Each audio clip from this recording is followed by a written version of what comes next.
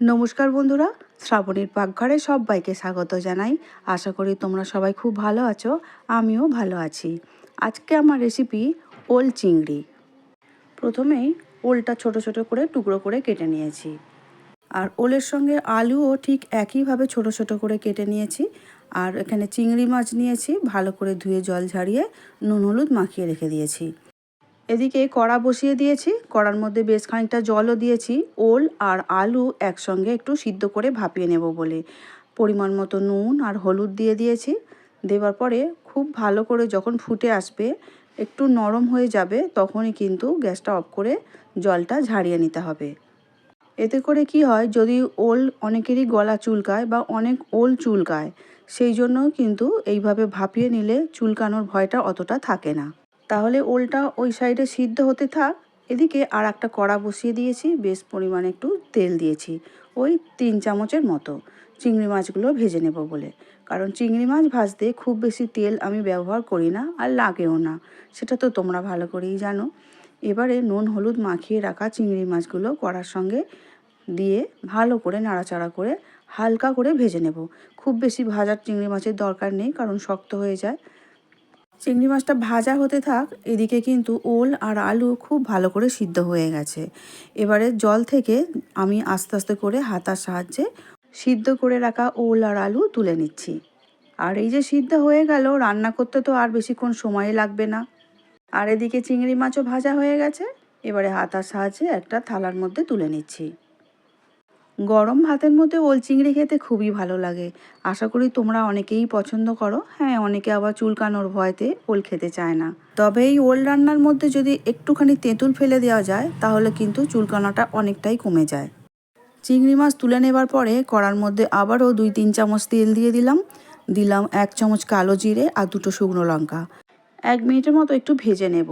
আর যখনই সুন্দর গন্ধ চলে আসবে, কেটে রাখা পেঁয়াজ কুচি দিয়ে দেব। একটা বড় সাইজের পেঁয়াজকে পাতলা পাতলা করে কেটে নিয়েছিলাম। সেই পেঁয়াজের টুকরোগুলো দেওয়ার পরে খুব ভালো করে নাড়াচাড়া করে তেলের মধ্যে একটু ভেজে নেব। তার মধ্যে দিয়ে দেব গ্রেট করে রাখা আদা রসুন বাটা 1 চামচ। দেওয়ার পরে আবারও খুব ভালো করে নাড়াচাড়া করে ভেজে নেব, যতক্ষণ না তেল ছেড়ে বেরিয়ে আসছে ততক্ষণ। আদা রসুন পেঁয়াজ খুব ভালো করে ভাজা হয়ে গেছে, তেলটা ছেড়ে বেরিয়ে আসছে। এই সময় দিয়ে রাখবো সিদ্ধ করে রাখা আলু আর ওল। দেওয়ার পরে আবারও খুব ভালো করে একটু নাড়াচাড়া করে আদা রসুন পেঁয়াজের সঙ্গে ওল আর আলুকে মিশিয়ে নেব, আর কষেও নিতে হবে। সেই সঙ্গে দিয়ে দিচ্ছি পরিমাণ অনুযায়ী লঙ্কা গুঁড়ো, 1 চামচ হলুদ গুঁড়ো, হাফ চামচ ধনে গুঁড়ো, আর জিরে গুঁড়ো হাফ চামচ। দিয়ে দিলাম অল্প একটু নুন, কারণ সিদ্ধ করার সময় কিন্তু নুন দিয়েছিলাম, এই কথাটা কিন্তু খেয়াল রাখতে হবে। দিয়ে আবারও খুব ভালো করে 2 থেকে 3 মিনিট কষে নিতে হবে। যে সমস্ত বন্ধুরা এই মুহূর্তে ইউটিউব চ্যানেল থেকে আমার ভিডিও দেখছো, এখনও সাবস্ক্রাইব করা হয়ে ওঠেনি, প্লিজ সাবস্ক্রাইব করে শ্রাবণীর পাকঘর চ্যানেলের পাশে থেকে যাওয়ার অনুরোধ রইল। পাশে থাকা বেলটা অবশ্যই প্রেস করে দিও, যাতে নিত্য নতুন রান্না ছাড়লে সবার আগে তোমাদের কাছেই পৌঁছে যায়। দিয়ে দিলাম বেশ অনেকটা চিংড়ি মাছ ভাজা।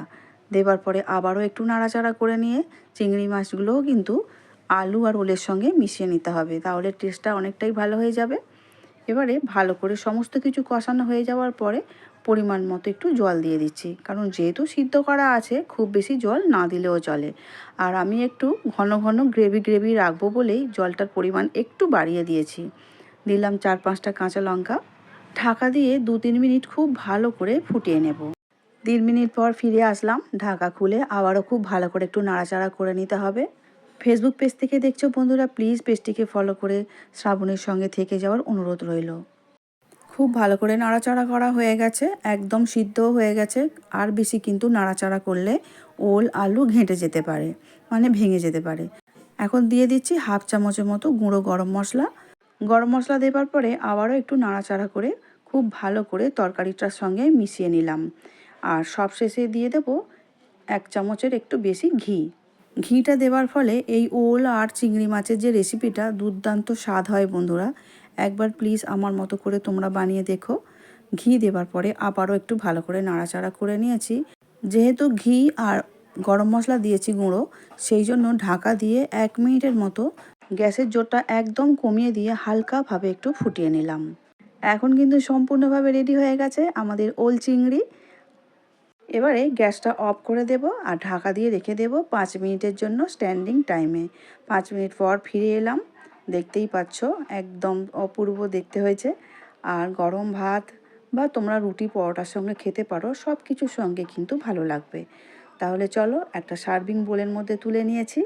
আমার রেসিপিগুলো কেমন লাগছে অবশ্যই কমেন্ট করে জানিও। যদি কোনো নতুন রেসিপি দেখতে চাও প্লিজ সেটাও কমেন্ট করে জানিও। আজ তাহলে আসছি বন্ধুরা, দেখা হবে অন্য দিন নতুন কোনো রেসিপি নিয়ে। সবাই খুব ভালো থাকবে, সুস্থ থাকবে। টাটা।